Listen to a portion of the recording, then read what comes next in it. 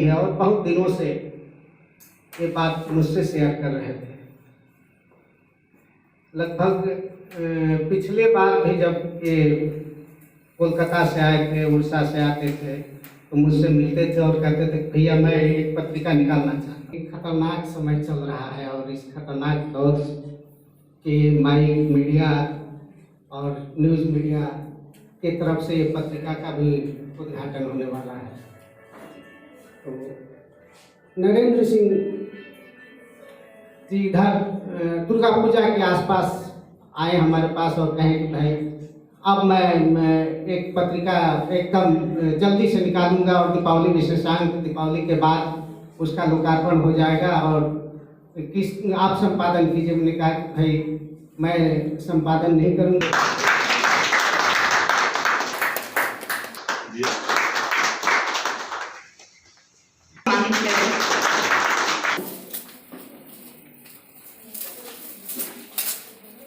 आप सबसे अनुरोध है तालियों से स्वागत करें।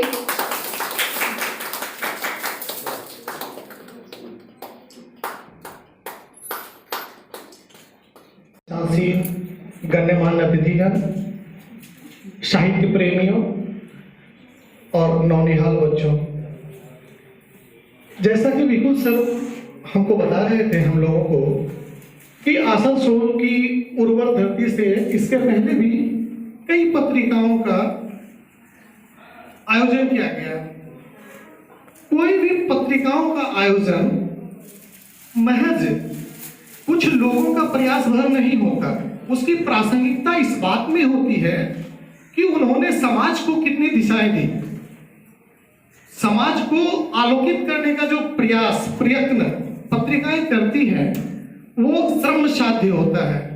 उसके पीछे लगे लोग परिश्रम करते हैं। जैसे कि एक किसान खेतों में पसीना बोता है, अपना श्रम बोता है, उसी तरह इनके पीछे जो भी पार्श्व में लोग होते हैं उनके कठिन परिश्रमों का एक फलाफल होता है कि एक पत्रिका आती है। There. Subscribe to my channel and also press this bell icon. नमस्कार। मंच पे उपस्थित आप सारे लोगों के प्रणव आदरणीय आरती सर, हमारे पीसी कॉलेज के हिंदी के विभागाध्यक्ष नरेंद्र जी भी हैं, संजय भी हैं और भी जो लोग हैं। मूलतः प्रिंट मीडिया के जगत में आजकल जो लोग पदार्पण करते हैं उनमें से ज्यादातर लोगों की सोच व्यवसायिक सोच होती है। लेकिन जब आप अखबार चलाने के साथ साथ न्यूज चैनल चलाने के साथ साथ जब इस तरह के साहित्यिक पत्रिका के जगत में प्रवेश करते हैं तो ये इस बात को प्रमाणित करता है कि आपकी सोच केवल व्यवसायिक नहीं है। आप समाज में स्वस्थ परिवेश लाने के लिए आप व्यवसायिक सोच से बाहर निकलकर साहित्यिक चर्चाओं पर भी अपना ध्यान केंद्रित करना चाहते हैं। नरेंद्र जी ने न्यूज प्रहर के नाम से ये जो साहित्यिक सांस्कृतिक पत्रिका का यहाँ विमोचन कराया है, मुझे उम्मीद है कि न्यूज प्रहर इस शिल्पांचल में साहित्यिक जो परिदृश्य है प्रहर न होके वो प्रहरी बन के रहेगा। और जिस तरह से समाज के अन्य जो क्षेत्र है वहाँ जिस तरह से समाज को दिग्भ्रमित करने वाली चीजों का जो समागम हो रहा है, साहित्य में भी शायद इससे अछूता नहीं है। तो उन सारी चीजों से प्रहरी बनकर उन्हें रोकेगा और विशुद्ध साहित्य जनता के समक्ष, पाठक के समक्ष, समाज के अन्य लोगों के समक्ष प्रस्तुत कर पाएगा। शिव कुमार भैया ने बताया कि नई बहुरिया आने वाली है और लोकार्पण के पहले बताया, तो अब बहुरिया आ गई है और देख के हम लोग बहुत खुश हैं। बहुरिया सही में बहुत सुंदर है और गेटअप वगैरह भी बहुत अच्छा है। जो क्वालिटी है, पेज का जो क्वालिटी है ये भी बहुत अच्छा है। क्या यहाँ पर जो विज्ञापन की अवस्था है इसको कंटिन्यू करना कितना संभव हो पाएगा ये सारे लोगों पर निर्भर करता है। और आज के दिन नरेंद्र जी के लिए हम लोग की सबसे बड़ी शुभकामना यही होगी कि कम से कम मन में हम लोग सोच के बैठे कि आने वाले दिनों में इस पत्रिका को चलाने के लिए उनके बिना बोले हम लोग कैसे विज्ञापन देके उनको सहायता कर सकते हैं। अदरवाइज ये चलाना संभव नहीं हो पाएगा। घर का चीज कब तक, तो वो यदि हम लोग कर पाए थोड़ा बहुत अपनी सीमित क्षमता के अनुसार, जिनके लिए खुद करना संभव है खुद करें, जिनके लिए खुद उस तरह का हेल्प करना संभव नहीं है, अपने मित्र हैं या जो भी कनेक्शन है वहां से कुछ लोगों से, क्योंकि ये पत्रिका जिस क्वालिटी की पत्रिका का लोकार्पण हुआ है इसकी क्वालिटी को यदि हम लोग मेंटेन कर पाए तो जो लोग भी साहित्य से अनुराग रखते हैं, जो लोग भी साहित्य को प्यार करते हैं, वो कहीं ना कहीं नरेंद्र जी की नहीं बल्कि साहित्य की सेवा करेंगे यहाँ पर। तो मुझे उम्मीद है कि ऐसे और बहुत से लोग जुड़े हैं जिससे कि वो इस पत्रिका को इसी क्वालिटी के साथ वो कंटिन्यू कर पाए। अन्यथा आज के लिए हम लोग आए, इसके बाद शायद 2-3 महीने बाद ये संभव नहीं हो पाएगा। मुझे उम्मीद है और जितने लोग आज यहाँ आए हैं केवल इतने लोगों से भी संभव, और भी बहुत से लोगों को इसमें जोड़ना पड़ेगा और उन्हें इस बात के लिए प्रोत्साहित करना पड़ेगा। इस शिल्पांचल में बहुत से ऐसे लोग हैं जिनको ईश्वर ने बहुत कुछ दिया है और जो साहित्य से रुचि भी रखते हैं, वो थोड़ा बहुत आगे बढ़ के आए और इस पत्रिका को सहायता करें, जिससे कि जिस उद्देश्य की पूर्ति के लिए नरेंद्र जी ने इसका आज लोकार्पण कराया है उसमें वो और आगे बढ़ पाए। हम सारे लोगों की बहुत बहुत शुभकामनाएं आपके साथ, और हम लोगों की तरफ से हम कम से कम आपके 3 एडिशन का जो खर्च होगा हम लोग अपने तरफ से उसको देखेंगे कि 3 एडिशन कम से कम, जैसे कभी भी आप बता दीजिएगा कौन सा 3 एडिशन। इसी तरह मेरे ख्याल से और भी सारे लोग यदि 1 एडिशन 2 एडिशन ये इस तरह की जिम्मेदारी लें या 4 लोग मिलकर 1 एडिशन की जिम्मेदारी लें, कम से कम 2 साल का, कम से कम 10 दिन के अंदर 2 साल तक ये लगातार चलती रहे, इसका व्यवस्था हम लोग पहले यदि कर ले आपस में बैठ के 3 एडिशन हम हेल्प करेंगे, 2 एडिशन वो करेंगे, 1 एडिशन ये करेंगे, ये 1 एडिशन ये 5 लोग मिलकर करेंगे, कम से कम 2 साल तक यदि हम लोग इसको अभी वो एश्योरेंस उनको दे पाए कि 2 साल तक कोई समस्या नहीं है, तो मेरे ख्याल से वो खुले मन से भी काम कर पाएंगे। अन्यथा बहुत तरह का कॉम्प्रोमाइज करना पड़ेगा, कौन गाय को कौन पानी पिलाया वो खबर छापना पड़ेगा, पैसा लेने के लिए छापना पड़ेगा, कोई उपाय नहीं है, कुल जरूर बहुत कुछ छापना पड़ेगा, तो फिर क्वालिटी मेंटेन नहीं कर पाएंगे। तो हम लोग यदि चाहते हैं कि क्वालिटी मेंटेन हो तो कम से कम इस पत्रिका 2 साल तक इसी ढंग से चले, उसके लिए हम सारे लोगों को मिलकर इसकी व्यवस्था करेंगे। मैंने अपनी ओर से कहा कि 3 एडिशन का आपका जो भी खर्च होगा मैं अपने कुछ कुटुंब बंधु जो लोग हैं उनसे सहायता लेके आपको ये कर दूंगा। इसी तरह और भी बहुत से लोगों से आप जुड़े, जिससे कम से कम 2 साल तक ये इंश्योर्ड है कि पत्रिका इसी स्टैंडर्ड की पत्रिका हमेशा निकलती रहेगी। फिर 2 साल के बाद हमको नहीं लगता है कि 2 साल यदि हम लोग कंटिन्यू कर पाए उसके बाद फिर कोई समस्या होगी, ऐसा नहीं लगता। Subscribe to my channel and also press this bell icon. एक लंबे अंतराल के बाद एक साहित्यिक कार्यक्रम में हम जुटे हैं, उपस्थित हुए हैं। मंच पर आदरणीय मेयर साहब, सिंह जी, संपादक पत्रिका के, ये जो काल प्रहर का मतलब काल, और जो एक काल चल रहा है उस काल की विपरीत स्थितियों पर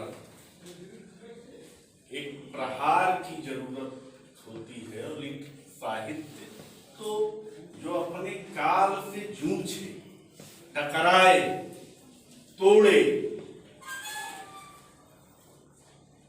यह साहित्य का मुख्य दायित्व होता है। अब साहित्य और साहित्यकारों पर भी ये तमाम आज के विपरीत काल में ये सवाल भी उठने लगे हैं कि ये भी कुछ समझौताबाजी, कुछ परिस्थितियों का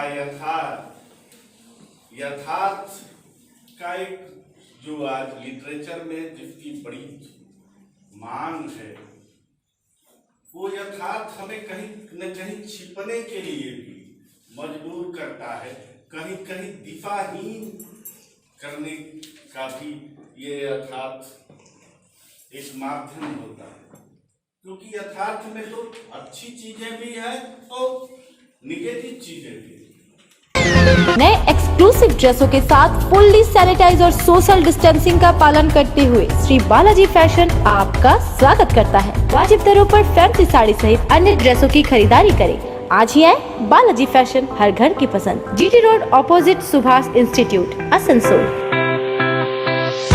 नमस्कार, हम लोग कोविड-19 के लेके फुल सैनिटाइज करके स्टोर फिर से ओपन किए हैं। आप लोग हमारे यहाँ आइए, साड़ी, सूट्स, लहंगा के लुत्फ उठाइए और हमारे यहाँ सारे वेडिंग कलेक्शन भी अवेलेबल है। বার্নপুর শিল্পাঞ্চলের মানুষের চাহিদা পূরণে স্টেশন রোডের সক্ষম প্লাজা ইলেকট্রনিক বিপণির জগতে এক মহা বিপ্লব ঘটিয়ে ফেলেছে তাদের বিপুল সম্ভারে ও অত্যাশ্চর্য বিশেষ ছাড়ে।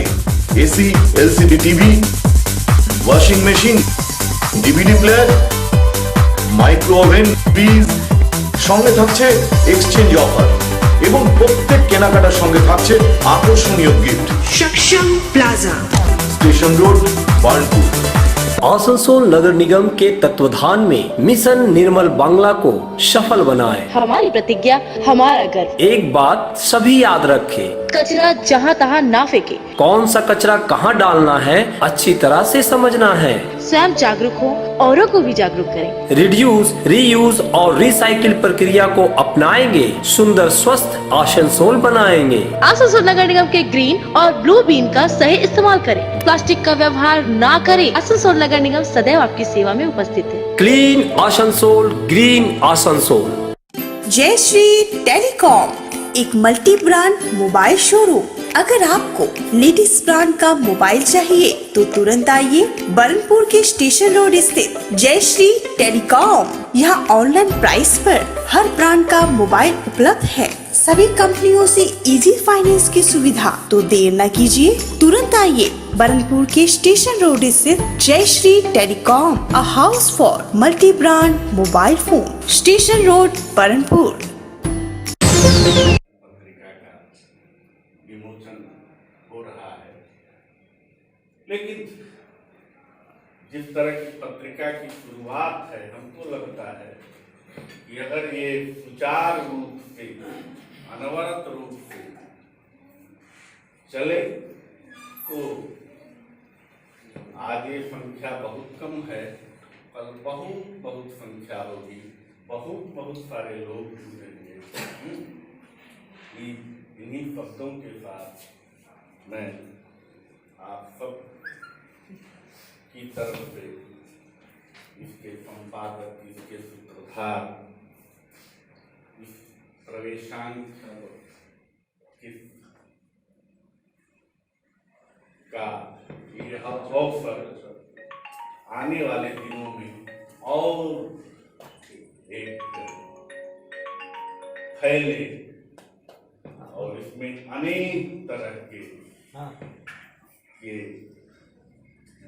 साहित्यिक जो विधाएं हैं, संपूर्ण विधाओं पर यह संस्मरण, अरे ये पत्रिका अपने को समेटे, इन्हीं शब्दों के साथ साधुवाद देते हुए मैं अपनी बात समाप्त करता हूँ। धन्यवाद सर। आपकी बातों के साथ में मैं दो पंक्ति कहूंगी। रख हौसला वो मंजर भी आएगा, रख हौसला वो मंजर भी आएगा, प्यासे के पास चलकर समंदर भी आएगा। There. Subscribe to my channel. And also press this bell icon. उपस्थित तिवारी जी, मेरे मित्र, उपस्थित आप सभी लोगों को पहले मेरी बधाई। सबसे पहले मैं इस प्रहर पत्रिका को अपनी शुभकामना देता हूँ। इस आशा और विश्वास के साथ ये एक लंबी दूरी तक प्रहर काम करेगा। प्रहर से कई एक शब्द आते हैं, हम लोग भोजपुरी में पहले बोलते हैं पहर। पहर का शुद्ध रूपांतर शायद प्रहर है। प्रहरी भी होता है, तो समय का प्रहरी बन करके प्रहर हम लोग के बीच में आया है। तो समय का एक तकाजा है कि हमारी जो ये भूमि है, यहाँ साहित्यिक पत्रिकाओं का अभाव होते जा रहा है। हम लोग देखते हैं, मैं एक जगह गया था, एक बिल्कुल अनपढ़ आदमी, अंगूठा छाप लगाने वाला, वो रामायण की सारी चौपाइयाँ और उसका अर्थ बताते जा रहा है। ऐसे भी लोग हैं हमारे पास, ठीक उन्हीं से उन्नत लोग उभर करके आप लोग आए हैं। नरेंद्र सिंह जी हैं और हमारे संपादक जी इत्यादि हैं, सारे लोग उभर करके आए। और मैं उम्मीद करता हूँ जरूर साहित्यिक बातें होंगी, लेकिन साहित्य हमारे समाज का एक दर्पण होना चाहिए, और प्रहर हमारे समाज का दर्पण के रूप में भी काम करेगा। साहित्य के साथ साथ साहित्यिक तौर से हमारे समाज के दर्पण के रूप में काम करेगा, जो हम लोगों तक जाना चाहिए। तो आज समय का तकाजा है, सिर्फ कुछ मनोरंजन नहीं, हमारी जो जरूरतें हैं, आने वाले दिनों में हमको जो उन्नत करना है, समाज को उन्नत करना है, ये तमाम चीज़ें इसमें धीरे धीरे जुड़ती जाए, जिससे एक समाज का प्रहर के रूप में, प्रहरी के रूप में उभर करके आवे। यही शुभकामना है। और तिवारी जी ने तो आश्वासन दिया ही है कि हम कर रहे हैं। हम लोग भी डायरेक्ट इनडायरेक्ट तरीके से जरूर उससे जुड़ने की कोशिश करेंगे कि भविष्य में हमारे समाज के लिए और उन्नत तरीके से पेश किया जा सके। एक करके आप सभी को मेरा अभिनंदन और धन्यवाद। There. Subscribe to my channel. And also press this bell icon. Deepawali के आसपास नरेंद्र ने उनसे कहा था कि भैया इस अंचल से मैं एक पत्रिका निकालना चाहता हूँ। तो प्रस्ताव सुन करके मुझे सादी सिराजी, फारसी के शायर, उनका शेर याद आया। वो दमिश्क के रहने वाले थे, मध्यपूर्व में एक जगह है दमिश्क। चुना कहत साले शुद्ध अंदरे दमिश्क, चुना कहत साले शुद्ध अंदरे दमिश्क के यारा फरामोश करदंद इश्क। यानी दमिश्क में एक साल ऐसा अकाल पड़ा कि यार लोग इश्क करना भूल गए। यानी मार्क्स की बात सही साबित होती है कि आधार जो है वो रोटी है, अर्थ है, और इसके बाद तमाम वो इश्क हो, साहित्य हो, धर्म हो, राजनीति हो, वो अधिरचना है। इश्क यानी प्रेम, अपने समय से प्रेम करना, अपने समाज से प्रेम करना। तो यह जज्बा मुझे लगा कि नरेंद्र में इस संकट में, कोरोना संकट, तो सब कुछ एक तरह से कहें कि सारी गतिविधियां पटरी से उतर गई। सेमिनार जो हुआ करते थे अब वेबिनार में बदल गए हैं। तो यह प्रिंट मीडिया वो सोशल मीडिया में बदल गया है। ई बुक और ई पत्रिकाओं का दौर, तो उसमें उस पुराने जमाने को जो प्रिंट पत्रिका, पत्र और पत्रिका के माध्यम से अपने समय में हस्तक्षेप करना, तो ये बहुत बड़े जीवट की बात है और नरेंद्र उसके लिए बधाई के पात्र हैं।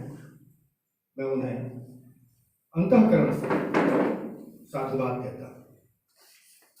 मित्रों, आपके मन में एक प्रश्न उठ रहा होगा कि इतनी सारी पत्रिकाएं निकल रही हैं, फिर ये इसकी क्या जरूरत है। एक छोटी सी बोध कथा मैं आपसे शेयर करना चाहूँगा कि समुद्र के किनारे सी बीच पर बहुत सारे लोग सुबह घूमने जाया करते थे। जो एक है घूम रहे हैं लोग, उसमें एक आदमी ऐसा था, वो भी घूमने जाता था, मगर जो पानी के साथ, लहरों के साथ जो समुद्री छोटे छोटे जीव, सीप, घोंघे, शंख, इस तरह के जो जीव बह करके वो किनारे आ जाते थे, उनको उठा उठा करके वो फेंका करता था समुद्र में। बहुत सारे लोग को लगता था कि पागल पागल होगा, क्या कर रहा है वो, बह करके आए हुए सीपों को उठा करके फिर से समुद्र में ये करना, और समुद्र फिर फेंक देता है उसको। तो लोगों ने पूछा, 2-4 दिन 5 दिन देखा, उसमें से किसी ने पूछा कि भाई अब क्या कर रहे हो? तो ये जीव है, समुद्री जीव, इन्हें उठा करके मैं फिर समुद्र में फेंक रहा। उसने कहा किस लिए? तो इनके प्राण बचेंगे। उसने कहा कि इससे क्या फायदा है, इससे कुछ असर पड़ने वाला है? ये तो लगातार इस तरह से होता रहेगा। उसने कहा कि हाँ, आपका कहना सही है, कुछ असर नहीं पड़ने वाला है, न आपके ऊपर न मेरे ऊपर, मगर जिन जीवों को मैं फेंक रहा हूँ उनके ऊपर जरूर असर पड़ने वाला है। थोड़ी देर के लिए उनके प्राण बच रहे हैं, वो अपने मूल जो उनका जो प्रकृति परिवेश है उसमें फिर वापस मैं उन्हें लौटा रहा हूँ। मित्रों, यह जज्बा, इस तरह से साहित्यिक पत्रिकाओं को निकालना, यह विचारों की खेती है। There. Subscribe to my channel. And also press this bell icon. प्रहर का लोकार्पण हो रहा है। मैं उनके संपादक और उसके जितने भी लेखक और कविगण हैं उन सबको शुभकामना देता हूँ। मैं आस्था का अध्यक्ष हूँ और हम लोग भी साहित्यिक मंच चलाते हैं और प्राय लोग हमसे जुड़े हुए हैं। तो इस सांस्कृतिक कार्यक्रम में मिल करके मुझे बहुत खुशी मिली और नरेंद्र जी हमारे पास में आए कि हम पत्रिका निकाल रहे हैं, तो सुन करके बड़ा अच्छा लगा।